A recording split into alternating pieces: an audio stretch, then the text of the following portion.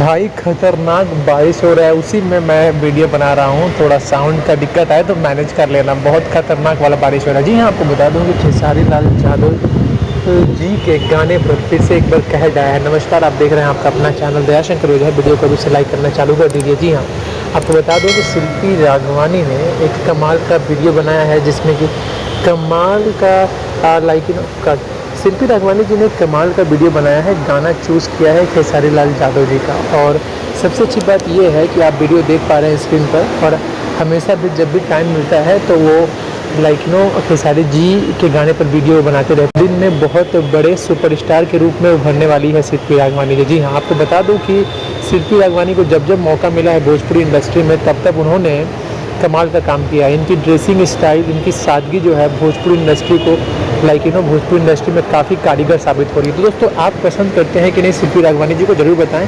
Video को like जरूर करें। तब तक के लिए जय हिंद, वंदे मातरम।